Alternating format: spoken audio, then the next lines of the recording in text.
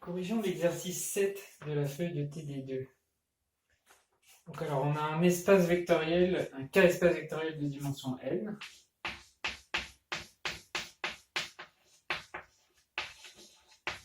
Et on voudrait démontrer l'équivalence suivante. C'est que si on a une famille de formes linéaires φ1 jusqu'à φn, autant que la dimension de l'espace, donc ça c'est des formes linéaires sur l'espace E, donc c'est voilà. On voudrait montrer que f est libre si et seulement si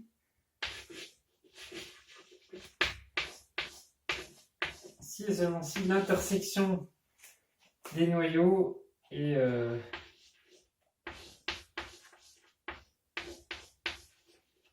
réduit à singleton le vecteur nul. Bien, le vecteur nul de E.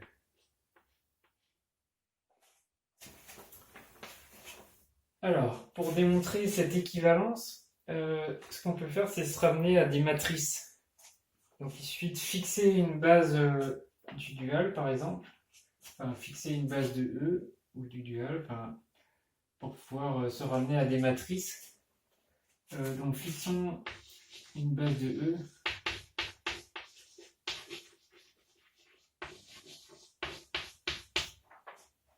Et prenons aussi sa base duale.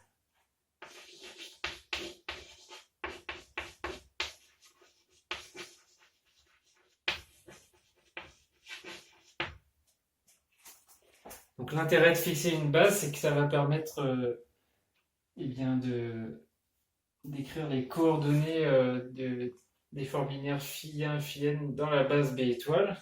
Donc pour se ramener à la matrice, on va pouvoir écrire la matrice de la famille F. Et on va voir que cette matrice, elle a un rapport avec cette intersection de noyaux, puisqu'en fait, cette intersection de noyaux, on va voir que c'est le noyau de la transposée. Alors, donc, si on écrit la matrice de la famille F dans la base B étoile, eh bien déjà, on peut caractériser le fait que F soit libre en fonction de sa matrice. Ça, vous voyez, c'est une matrice carrée, puisque F contient, c'est une famille de n vecteurs de E étoile, et E étoile est de dimension n, c'est de même dimension que E, et donc ça c'est une matrice carrée.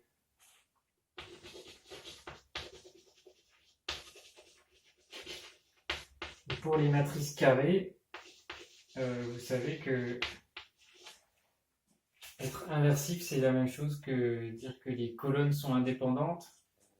Et là, dire que les colonnes sont indépendantes, c'est justement dire que la famille φ1, φn est libre. Donc on a que f est libre si et seulement si il y a une équivalence grâce au fait qu'il y ait bien le même nombre d'éléments ici que la dimension. Donc on a une matrice carrée. Donc juste si les colonnes sont indépendantes, dans ce cas-là, la matrice est inversible. Donc c'est pour ça que... Bon, ah oui, alors donc... La famille est libre si et seulement si cette matrice est inversible.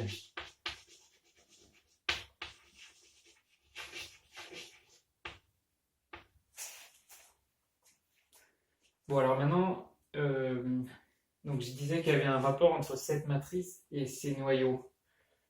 Et bien simplement, quand vous avez la matrice, prenons déjà pour une seule forme linéaire, mettons que je prenne φ1. Si j'écris la matrice de φ1 dans la base B étoile, ça va me donner un certain vecteur colonne avec des coefficients alpha 1 jusqu'à alpha n. Et bien, je prétends que le noyau de φ1, on peut l'exprimer facilement dans la base B grâce au coefficient alpha 1, alpha n. En fait, le noyau de φ1, ça va être tout simplement égal à...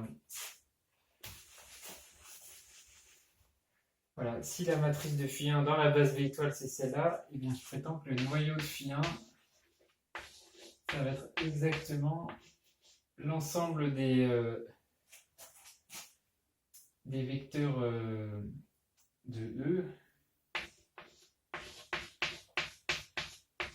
tels que la matrice de X dans la base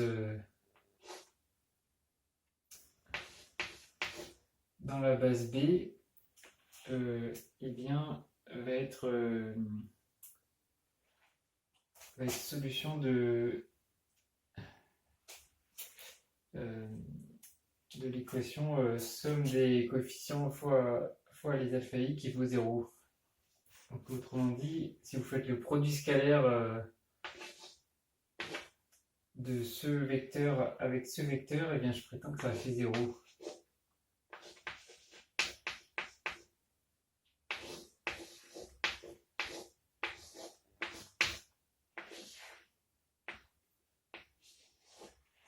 Voilà. Alors pourquoi c'est bien ça le noyau de phi1? Eh bien parce que si on écrit, donc si on revient à la définition du noyau de phi1, donc, en effet, donc, par définition le noyau de phi1, bah, c'est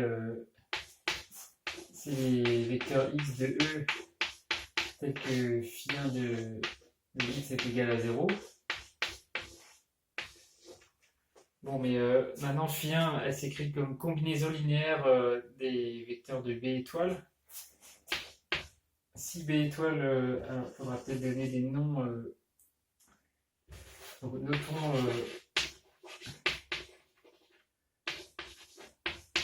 E1, EN des vecteurs de B et avec des étoiles pour le dual. Voilà. Bon, et ben si on réécrit ce que c'est que phi1, si phi1 il a pour coordonnées alpha 1 jusqu'à alpha n dans la base B étoile, ça veut dire qu'on peut réécrire tout ça comme ceci. Le noyau de phi1, on peut l'écrire comme l'ensemble des vecteurs x de E, tel que, bah donc phi1 c'est la somme des alpha i de i étoile. Voilà. Tout ça évalué en x qui vaut 0. Bon, mais maintenant, vous savez que EI étoile de x, c'est ce qui donne la ième coordonnée de x dans la base B étoile. Bon, donc déjà tout ça, vous voyez, vous pouvez le réécrire. Tout ça, on peut développer. Hein, c'est égal à la somme des alpha i EI étoile évalué en x. Mais ça en fait, c'est la ième coordonnée de x dans la base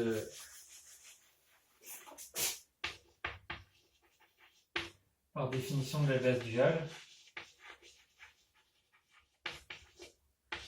C'est la ième coordonnée de x dans la base B.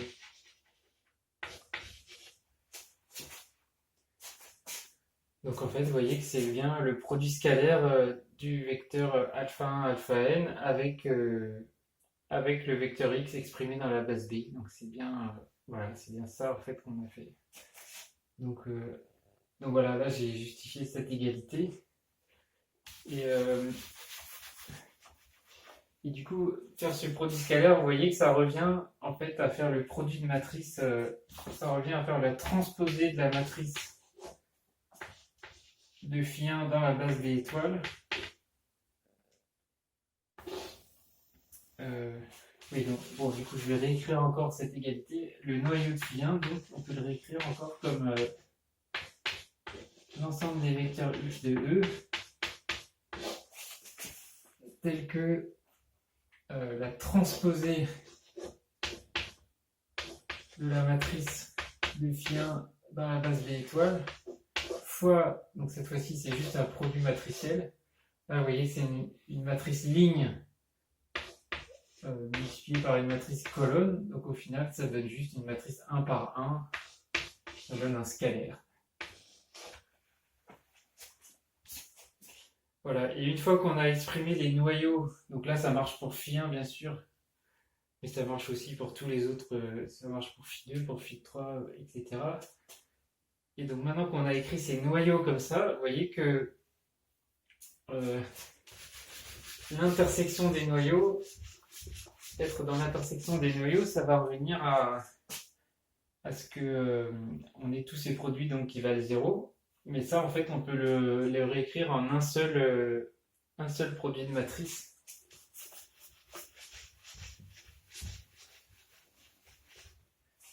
Voilà, donc maintenant, si je veux calculer l'intersection des noyaux des phi i, pour y allant de 1 à n, donc par définition, c'est l'ensemble des x dans E,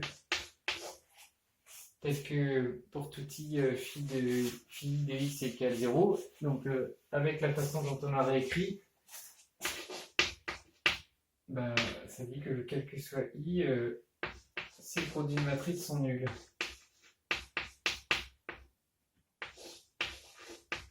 Si je fais la transposée de la matrice de phi i dans la base B étoile multipliée par la matrice de x dans la base B, ça doit valoir 0. Bon, mais vous voyez que toutes ces égalités, on peut les regrouper donc en une seule matrice, comme je disais.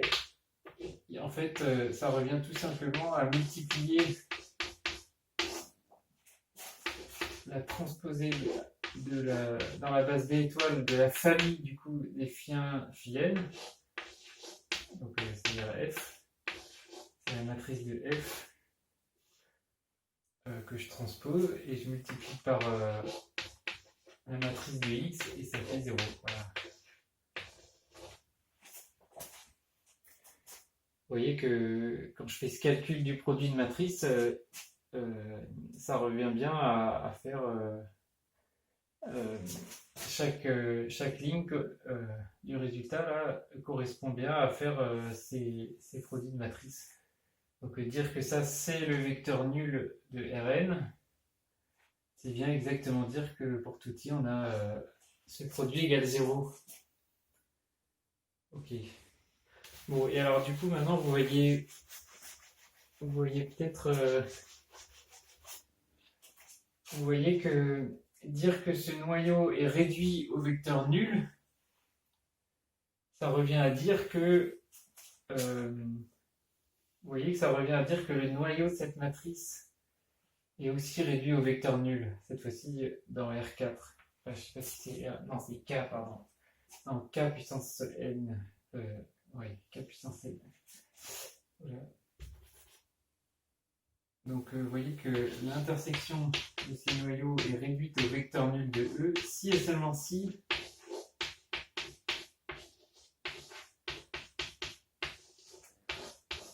et seulement si du coup cette matrice a un noyau réduit au vecteur nul de K puissance n.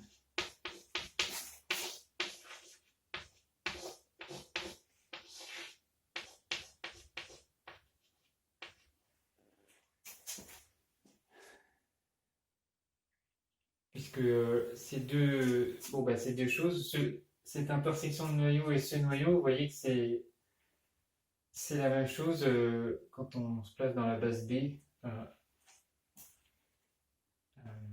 Le noyau de cette matrice, c'est les vecteurs de cette intersection exprimés dans la base B. C'est exactement ce que dit cette égalité.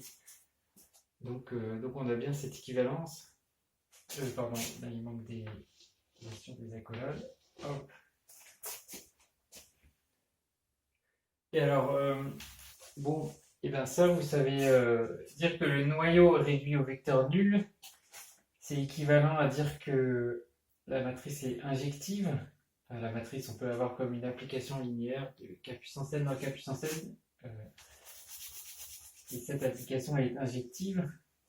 Et en fait, quand pour des matrices carrées, vous avez dû voir que ça, c'est équivalent à ce que la matrice soit inversible. Voilà, donc dire que ce noyau est réduit au vecteur nul, c'est équivalent à dire que cette matrice est inversible.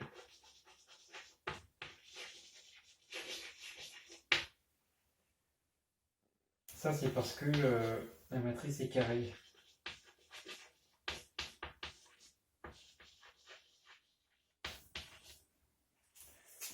Bon, et dire que la matrice est inversible,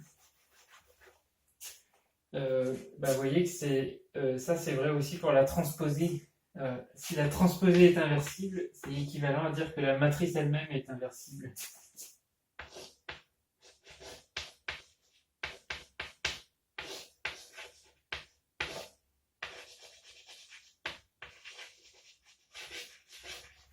Bon, et dire que la matrice est inversible, ça veut dire que ses colonnes sont indépendantes. Et les colonnes, c'est justement les formes linéaires φ1, φn exprimées dans la base B étoile. Donc dire que les colonnes sont indépendantes.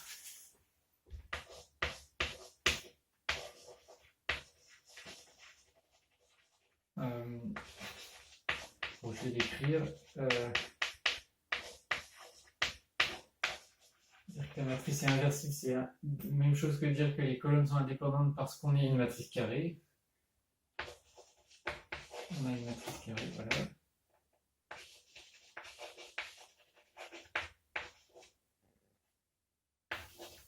Et maintenant, ça c'est équivalent, du coup, les colonnes c'est juste les formes linéaires φ1, φn exprimées dans la base B étoile, donc c'est équivalent à dire que la famille φ1, φn est libre.